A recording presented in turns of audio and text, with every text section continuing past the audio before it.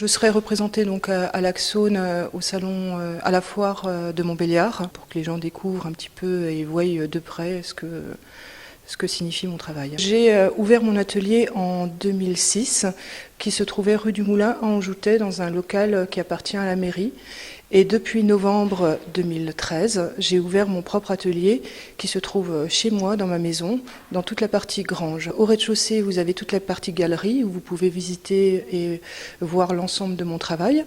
Et à l'étage, vous avez l'atelier où je peins et où j'enseigne et j'organise des stages de peinture qui sont pour tous, autant les débutants que les personnes qui savent déjà bien peindre. C'est pas de l'abstrait forcément non plus, j'enseigne aussi le figuratif. Et sauf pour les stages qui durent 4 jours, où là, les gens viennent de toute la France, de la Belgique, de l'Allemagne, de la Suisse, pour apprendre les techniques qui peuvent les amener à faire de l'abstrait qui tient. Alors, je peins depuis 1999. C'est un peu par hasard que j'ai commencé la peinture sur bois. Donc j'ai pris des cours, très peu de cours, parce que je ne suis pas restée dans l'endroit où j'aurais dû apprendre. Et 2 ans après, j'ai commencé à enseigner la peinture. C'est vraiment quelque chose qui m'a plu et très très vite, on m'a remarqué dans les expositions. Et j'ai enseigné la peinture presque une dizaine d'années en peinture sur bois.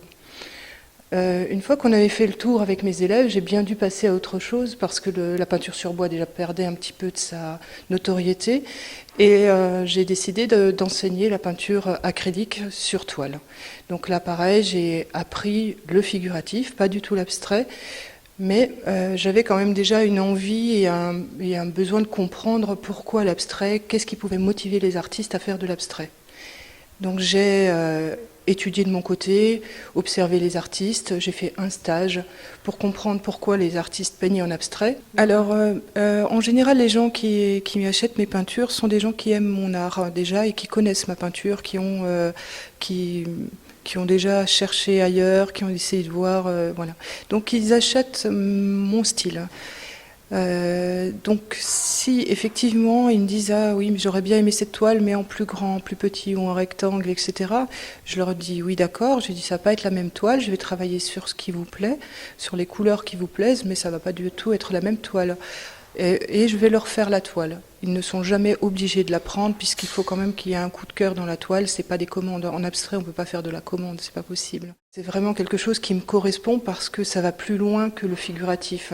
En figuratif, vous avez presque, je dirais, à retranscrire ce que vous voyez. Et en abstrait, ça va plus loin que ça parce que quand vous êtes en train de peindre, vous savez pas exactement où est-ce que vous allez aller.